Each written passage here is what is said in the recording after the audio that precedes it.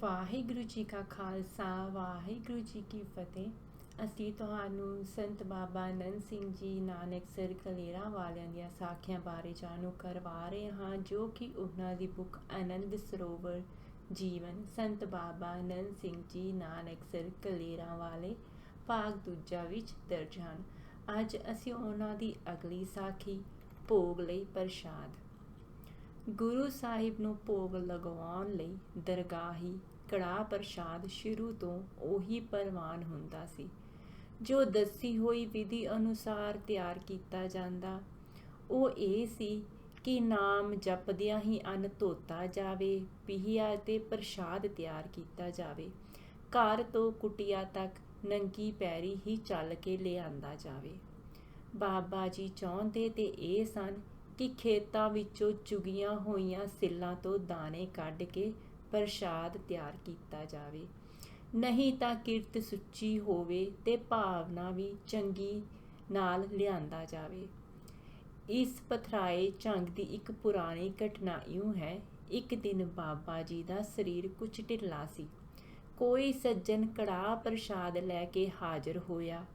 ਬਾਬਾ ਜੀ ਨੇ ਭਾਈ ਉੱਤਮ ਸਿੰਘ ਨੂੰ ਆਗਿਆ ਕੀਤੀ ਕਿ ਉਹ ਪ੍ਰਸ਼ਾਦ ਦਾ ਭੋਗ ਲਵਾ ਲਿਆਵੇ। ਭਾਈ ਉੱਤਮ ਸਿੰਘ ਗੁਰੂ ਸਾਹਿਬ ਦੀ ਹਜ਼ੂਰੀ ਵਿੱਚ ਪ੍ਰਸ਼ਾਦ ਲੈ ਕੇ ਗਿਆ, ਪਰ ਥੋੜ੍ਹੀ ਦੇਰ ਪਿੱਛੋਂ ਸੱਜਲ ਨੇਤਰਾਂ ਨਾਲ ਬਾਹਰ ਆ ਗਿਆ। ਬਾਬਾ ਜੀ ਦੇ ਪੁੱਛਣ ਤੇ ਦੱਸਿਆ ਕਿ ਗੁਰੂ ਸਾਹਿਬ ਨੇ ਪ੍ਰਸ਼ਾਦ ਦੀ ਬੁਰਕੀ ਮੂੰਹ ਵਿੱਚ ਪਾ ਕੇ ਥੁੱਕ ਦਿੱਤੀ ਹੈ ਤੇ ਉੱਠ ਕੇ ਚਲੇ ਗਏ ਹਨ, ਭੋਗ ਨਹੀਂ ਲਾਇਆ। ਬਾਬਾ ਜੀ ਨੇ ਭਰੀ ਸੰਗਤ ਵਿੱਚ ਪੁੱਛਿਆ ਕਿ ਪ੍ਰਸ਼ਾਦ ਕਿਸ ਭਾਵਨਾ ਨਾਲ ਲਿਆਂਦਾ ਗਿਆ ਹੈ। ਲਿਆਉਣ ਵਾਲੇ ਨੇ ਹੱਥ ਜੋੜ ਕੇ ਬੇਨਤੀ ਕੀਤੀ ਕਿ ਸੱਚੇ ਪਾਤਸ਼ਾਹ, ਇੱਕ ਆਦਮੀ ਨੇ ਮੇਰੇ 50 ਰੁਪਏ ਦੇਣੇ ਸਨ ਤੇ ਉਸਨੇ ਦੇ ਦਿੱਤੇ ਹੋਏ ਸਨ, ਪਰ ਮੈਂ ਉਹਨਾਂ 50 ਦਾ 500 ਰੁਪਈਆ ਬਣਵਾ ਕੇ ਉਸ ਉੱਤੇ ਦੀਵਾਨੀ ਦਾਅਵਾ ਕੀਤਾ ਸੀ ਤੇ ਪ੍ਰਸ਼ਾਦ ਲੈ ਕੇ ਹਾਜ਼ਰ ਹੋਇਆ ਸਾਂ ਕਿ ਮੁਕੱਦਮਾ ਮੇਰੇ ਹੱਕ ਵਿੱਚ ਡਿਗਰੀ ਹੋ ਜਾਵੇ। ਬਾਬਾ ਜੀ ਨੇ ਬੜੀ ਤਾੜਨਾ ਨਾਲ ਉਸ ਨੂੰ ਕਿਹਾ, ਲੋਕਾਂ ਦਾ ਗਲਾ ਘੁੱਟਣਾ ਏ ਤੇ ਗੁਰੂ ਸਾਹਿਬ ਨੂੰ ਵੱਡੀ ਦੇ ਕੇ ਆਪਣਾ ਕਾਰਜ ਕਰਾਉਣਾ ਲੋੜਦਾ ਹੈ। ਯਾਦ ਰੱਖ, ਗੁਰੂ ਅੰਤਰਜਾਮੀ ਹਨ, ਉਹ ਇਸ ਤਰ੍ਹਾਂ ਦੇ ਪ੍ਰਸ਼ਾਦਾਂ ਤੇ ਨਹੀਂ ਰੀਝਦੇ। ਅੱਗੇ ਤੋਂ ਐਸਾ ਕਦੇ ਨਹੀਂ ਕਰਨਾ, ਮੁਕੱਦਮਾ ਤੇਰੇ ਹੱਕ ਵਿੱਚ ਨਹੀਂ ਹੋਵੇਗਾ।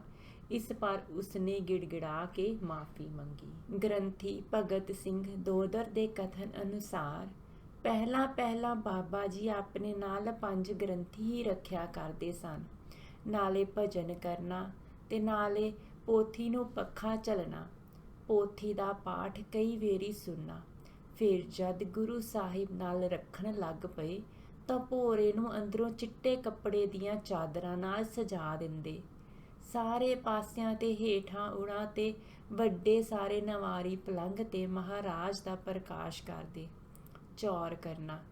ਛਾਂਗੇ ਵਾਂਗੇ ਇੱਕ ਵੇਰੀ ਇੱਕ ਸੰਗੀ ਨਾਲ ਬਾਬਾ ਜੀ ਨੇ ਬਚਨ ਕੀਤਾ ਕਿ ਅਸੀਂ ਗੁਰੂ ਨਾਨਕ ਸਾਹਿਬ ਨੂੰ ਚੌਰ ਕਰ ਰਹੇ ਸਾਂ ਤਾਂ ਗੁਰੂ ਸਾਹਿਬ ਨੇ ਫਰਮਾਇਆ ਕਿ ਗੁਰੂ ਗ੍ਰੰਥ ਸਾਹਿਬ ਨੂੰ ਚੌਰ ਕਰਿਆ ਕਰ, ਉਹ ਸਾਨੂੰ ਹੀ ਚੌਰ ਹੈ, ਨਹੀਂ ਤਾਂ ਲੋਕ ਕਹਿਣਗੇ ਕਿ ਐਵੇਂ ਸੁੰਝੇ ਆਸਨ ਤੇ ਚੌਰ ਪਿਆ ਕਰਦਾ ਹੈ, ਸਾਨੂੰ ਤਾਂ ਦਿਸਦਾ ਨਹੀਂ, ਪਖੰਡ ਬਣਾਇਆ ਹੋਇਆ ਸੂ।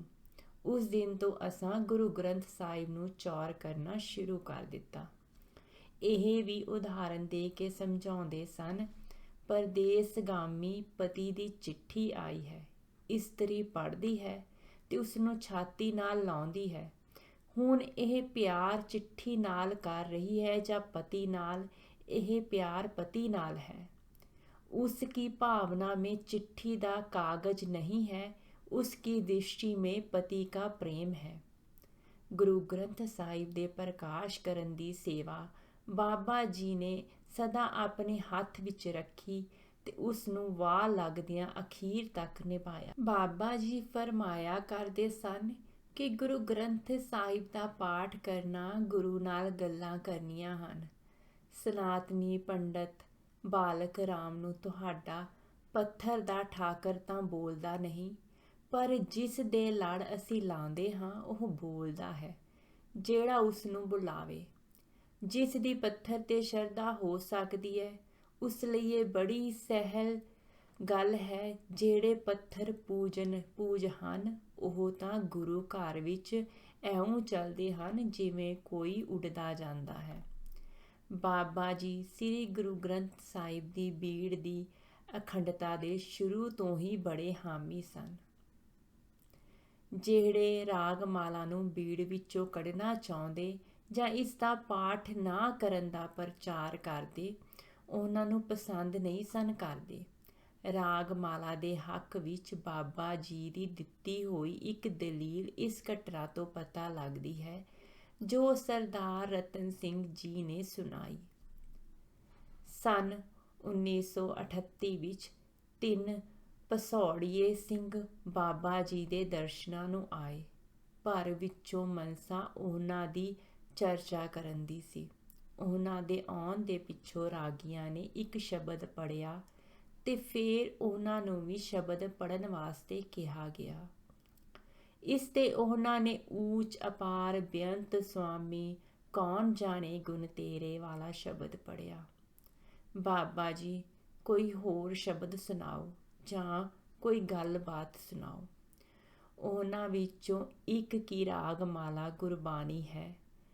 ਇਹ ਤਾਂ ਮਾਧਵ ਨਾਲ ਪੰਡਤ ਦੀ ਰਚਨਾ ਦੱਸੀ ਜਾਂਦੀ ਹੈ। ਬਾਬਾ ਜੀ ਬਗੈਰ ਉੱਤਰ ਦੇਣ ਦੇ, ਕੋਈ ਹੋਰ ਵੀ ਗੱਲ। ਉਹ ਸੁਣਿਆ ਹੈ ਕਿ ਤੂੰ ਗੁਰੂ ਨਾਨਕ ਸਾਹਿਬ ਨੂੰ ਭੋਗ ਲਗਵਾਉਂਦੇ ਹੋ। ਬਾਬਾ ਜੀ ਬਿਨਾਂ ਉੱਤਰ ਦੇਣ ਦੇ, ਕੋਈ ਹੋਰ ਵੀ ਗੱਲ। ਉਹ ਸ਼ਬਦ ਹੈ, ਗੁਰੂ ਨਾਨਕ ਜਿਨ ਸੁਣਿਆ ਪੇਖਿਆ ਸੇ ਫਿਰ ਗਰਬਾਸ ਨਾ ਭਰਿਆ ਰੇ। ਇਸ ਦਾ ਕੀ ਮਤਲਬ ਹੈ? ਬਾਬਾ ਜੀ, ਤੁਸੀਂ ਕਿਹੜੀ ਗੱਲ ਪੁੱਛਣੀ ਹੈ? ਸ਼ਬਦ ਵਿੱਚ ਤਾਂ ਤੁਸੀਂ ਆਪ ਹੀ ਪੜ੍ਹਿਆ ਹੈ, ਪਸ਼ੂ ਪ੍ਰੇਤ ਮੁਗਧ ਕੋ ਤਾਰੇ ਪਾਹਨ ਪਾਰ ਉਤਾਰੇ। ਉਹ ਤੇ ਰਾਗਮਾਲਾ। ਬਾਬਾ ਜੀ, ਜਿਹੜੀ ਗੁਰੂ ਗ੍ਰੰਥ ਸਾਹਿਬ ਦੀ ਬੀੜ ਪ੍ਰਚਲਿਤ ਹੈ, ਜਿਸ ਨੂੰ ਗੁਰਿਆਈ ਦਿੱਤੀ ਗਈ, ਜਦ ਦਸਮ ਪਾਤਸ਼ਾਹ ਨੇ ਆਪ ਲਿਖਵਾਈ, ਰਾਗਮਾਲਾ ਗੁਰਬਾਣੀ ਬਣੀ ਕਿ ਨਾ? ਭੋਗ ਭਾਵਨਾ ਨੂੰ ਲੱਗਦੇ ਹਨ। ਧੰਨੇ ਭਗਤ ਦੀ ਭਾਵਨਾ ਸੀ ਤਾਂ ਉਸ ਨੇ ਭੋਗ ਲਗਵਾ ਲਿਆ, ਪਰ ਪੰਡਤ ਦੀ ਭਾਵਨਾ ਨਹੀਂ ਸੀ ਬਣੀ ਹੋਈ, ਉਹ ਨਾ ਲਵਾ ਸਕਿਆ।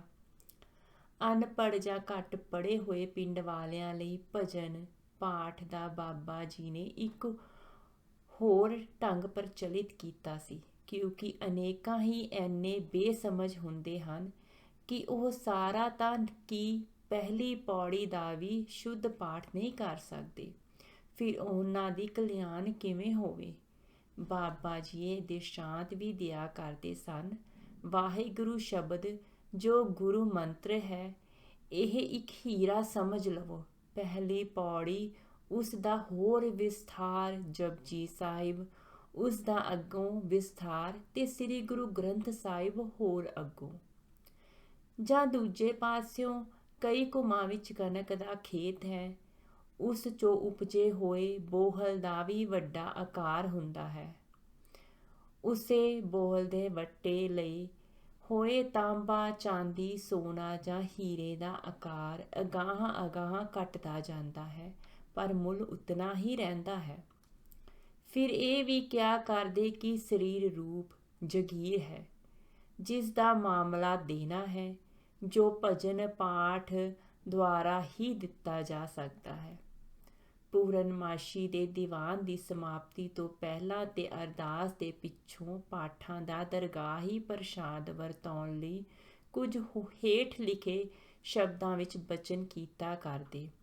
ਕੋਈ ਕੁਝ ਮੰਗਦਾ ਹੈ, ਕੋਈ ਕੁਝ ਮੰਗਦਾ ਹੈ। ਮੰਗਦੇ ਅਸੀਂ ਵੀ ਹਾਂ।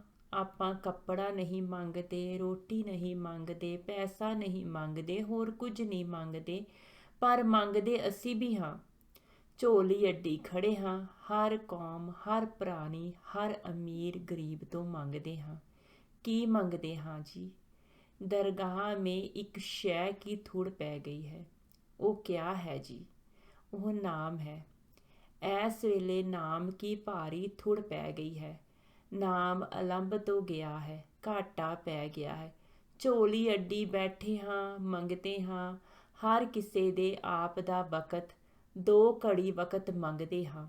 ਸਵੇਰੇ ਉਠੇ ਇਸ਼ਨਾਨ ਕਰੋ, ਨਿਤਨੇਮ ਮੇਂ ਬੈਠ ਜਾਓ, ਨਾਮ ਜਪੋ ਗੁਰਮੁਖੋ।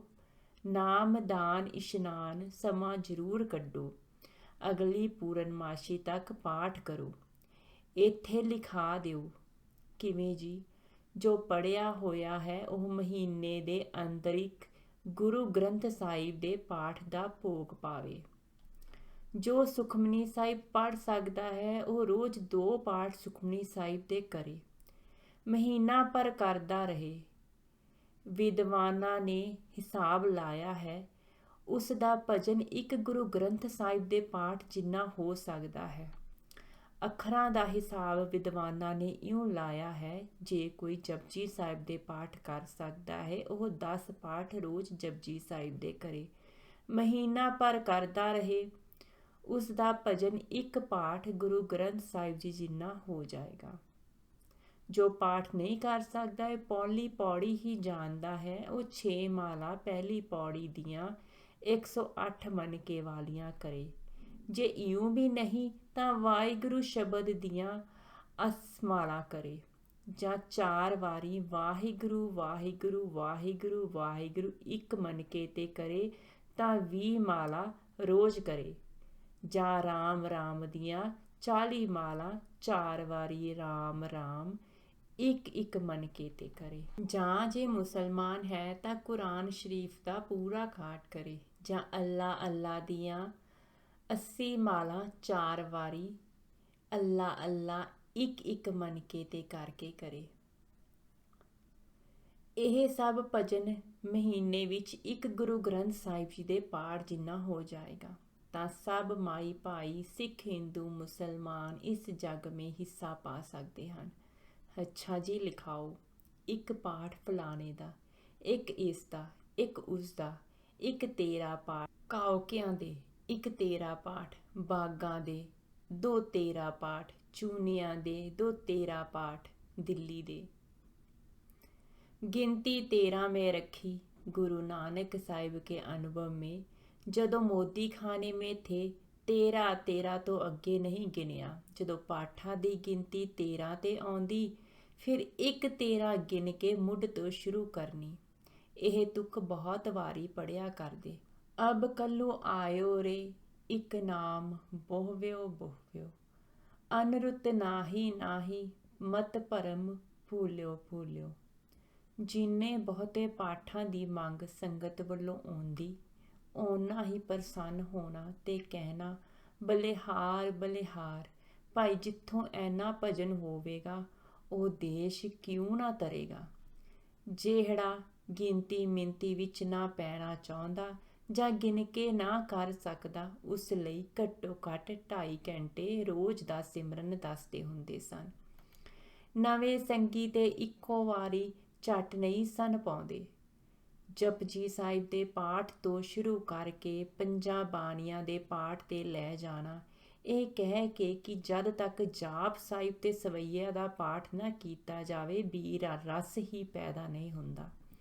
ਫਿਰ ਸੁਖਮਨੀ ਸਾਹਿਬ ਦੀ 1 ਅਸ਼ਟਪਦੀ ਤੋਂ ਸ਼ੁਰੂ ਕਰਕੇ ਸਾਰਾ ਪਾਠ 1 ਦਿਨ ਵਿੱਚ ਕਰਨ ਦੀ ਹਦਾਇਤ ਕਰਨੀ। ਪਰ ਕਈਆਂ ਨੂੰ ਇੱਥੋਂ ਤੱਕ ਕਹਿ ਦੇਣਾ ਕਿ ਜਾਂ ਤਾਂ 31 ਮਾਲਾ ਪਹਿਲੀ ਪੌੜੀ ਦੀਆਂ, ਜਾਂ 24 ਪਾਠ ਜਪਜੀ ਸਾਹਿਬ ਦੇ, ਜਾਂ 5 ਪਾਠ ਸੁਖਮਨੀ ਸਾਹਿਬ ਦੇ ਕੀਤੇ ਜਾਣ, ਕਿਉਂਕਿ ਇਹਨਾਂ ਤਾਂ ਭਜਨ ਹੈ। ਇਸ ਤੋਂ ਘੱਟ ਕੇਵਲ ਗੁਜ਼ਾਰਾ ਹੀ ਹੈ। ਬਾਬਾ ਜੀ ਇਸ ਗੱਲ ਦੇ ਹੱਕ ਵਿੱਚ ਸਨ ਕਿ ਹਰ ਪ੍ਰਾਣੀ ਕਿਸੇ ਨਾ ਕਿਸੇ ਢੰਗ ਅਨੁਸਾਰ ਭਜਨ ਪਾਠ ਕਰੇ, ਢੰਗ ਕੋਈ ਹੋਵੇ। ਇਹ ਗੱਲ ਇੱਕ ਹੋਰ ਘਟਨਾ ਤੇ ਸਿੱਧ ਹੁੰਦੀ ਹੈ ਜੋ ਸਰਦਾਰ ਸੰਪੂਰਨ ਸਿੰਘ ਹੋਰਾਂ ਸੁਣਾਈ। ਸਨ 1937 ਵਿੱਚ ਬਾਬਾ ਜੀ ਨੇ ਸੁਣਿਆ ਕਿ ਭੈਣੀ ਸਾਹਿਬ ਵਾਲਿਆਂ ਨੇ ਵਰਨੀ ਦਾ ਪਾਠ ਰੱਖਿਆ ਹੋਇਆ ਹੈ, ਤਾਂ ਕਹਿਣ ਲੱਗੇ ਕਿ ਅਸੀਂ ਵੀ ਕਿਉਂ ਨਾ ਇੱਥੇ ਕੋਈ ਪਾਠ ਰੱਖ ਦਈਏ। ਇਸ ਪਰ 5 ਪਾਠੀਆਂ ਦੀਆਂ 13 ਪਾਰਟੀਆਂ ਬਣਾਈਆਂ, ਜੋ ਇਸ ਪ੍ਰਕਾਰ ਸਨ। 1 ਤਾਂ ਵਾਹਿਗੁਰੂ ਵਾਹਿਗੁਰੂ ਦਾ ਉਚਾਰਨ ਕਰੇ। 2 ਜਪਜੀ ਸਾਹਿਬ ਦੀ ਪਹਿਲੀ ਪੌੜੀ ਦਾ ਪਾਠ ਕਰੇ।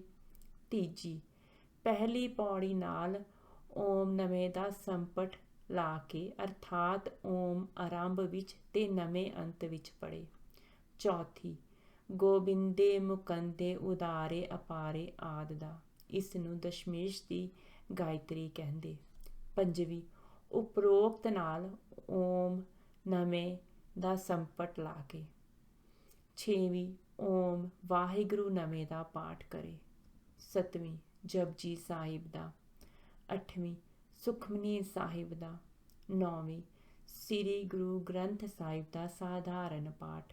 ਸਰਦਾਰ ਰਤਨ ਸਿੰਘ ਜੀ ਅਨੁਸਾਰ ਤਰਤੀਬ ਇਹ ਸੀ, ਵਿਚਕਾਰ ਗੁਰੂ ਗ੍ਰੰਥ ਸਾਹਿਬ ਤੇ ਸੱਜੇ ਖੱਬੇ ਜਪਜੀ ਸਾਹਿਬ, ਉਸ ਤੋਂ ਅਗਾਂਹ ਦੋਨੋਂ ਪਾਸੇ ਗੋਬਿੰਦੇ ਮੁਕੰਦੇ ਸੁਖਮਨੀ, ਪਹਿਲੀ ਪੌੜੀ ਸਤਨਾਮ ਸ੍ਰੀ ਵਾਹਿਗੁਰੂ ਤੇ ਰਾਮ ਰਾਮ ਦਾ ਪਾਠ ਕਰਨ ਵਾਲੇ ਸਨ।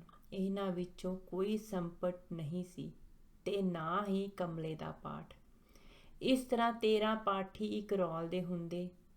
11ਵੀਂ ਰਾਮ ਰਾਮ ਦਾ ਜਾਪ, 12ਵੀਂ ਕਲਮੇ ਦਾ ਪਾਠ, 13ਵੀਂ ਗਾਇਤਰੀ ਦਾ। ਇਹਨਾਂ ਪਾਠਾਂ ਦੀ ਨਿਗਰਾਨੀ ਤੇ ਨਿਰਬਾਨ ਸੰਤ ਲਕਸ਼ਮਣ ਦਾਸ ਜੀ ਨੂੰ ਲਾਇਆ ਤੇ ਸਰਦਾਰ ਸੰਪੂਰਨ ਸਿੰਘ ਹੋਰਾਂ ਨੂੰ ਜਨਰਲ ਇੰਚਾਰਜ। ਇੱਕੋ ਵਾਰੀ 13 ਪਾਠੀ ਉੱਠਦੇ ਸਨ ਤੇ 4 ਲਾਈਨਾਂ 13 ਦੀਆਂ ਵਿੱਚ ਪਾਠੀ ਬੈਠੇ ਰਹਿੰਦੇ ਸਨ। ਮਾਈਆਂ ਨੂੰ ਕਿਹਾ ਗਿਆ ਕਿ ਜਿੱਥੇ ਜਿੱਥੇ ਬੈਠੀਆਂ ਹਨ ਉੱਥੇ ਉੱਥੇ ਪਾਠ ਕਰੀ ਜਾਣ। ਪੁਰਸ਼ਾਂ ਨੂੰ ਕਿਹਾ ਕਿ ਹਰ ਇੱਕ ਕਿਸੇ ਨਾ ਕਿਸੇ ਪਾਰਟੀ ਵਿੱਚ ਰਲ ਜਾਏ ਤੇ ਜਿਹੜਾ ਵੀ ਆਏ ਭਜਨ ਕਰੇ। ਜੇ ਕੋਈ ਹਿੰਦੂ ਆਇਆ ਤਾਂ ਉਸ ਨੂੰ ਕਿਹਾ ਕਿ ਨਵੇਂ ਕਰੀ ਜਾ, ਮਤਲਬ ਇਹ ਕਿ ਕੋਈ ਸੈਰ ਸਪਾਟੇ ਵਾਲਾ ਜਾਂ ਵਾਫਰ ਆਦਮੀ ਉੱਥੇ ਆਵੇ ਹੀ ਨਾ। ਹੁਕਮ ਲੈਣਾ। ਗੁਰੂ ਗ੍ਰੰਥ ਸਾਹਿਬ ਦਾ ਪ੍ਰਕਾਸ਼ ਕਰਨ ਵੇਲੇ ਪਹਿਲਾ ਹੁਕਮ ਲੈਣਾ ਤੇ ਫਿਰ ਬਸਤਰ ਪਹਿਨਾਣੇ।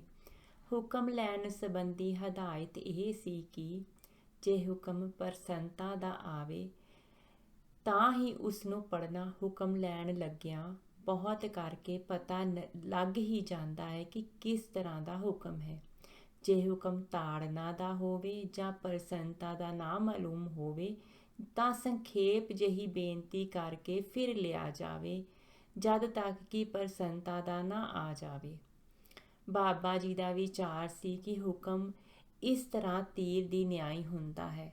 ਜਿਸ ਤਰ੍ਹਾਂ ਤੀਰ ਕਮਾਨ ਵਿੱਚੋਂ ਛੁੱਟ ਜਾਏ ਤਾਂ ਕਿਤੇ ਨਾ ਕਿਤੇ ਜਾ ਕੇ ਲੱਗੇਗਾ। ਜੇ ਹੁਕਮ ਸਖਤ ਹੋਵੇਗਾ ਤਾਂ ਇਸ ਦਾ ਵਰਤਾਰਾ ਵੀ ਸਖਤ ਹੋਵੇਗਾ।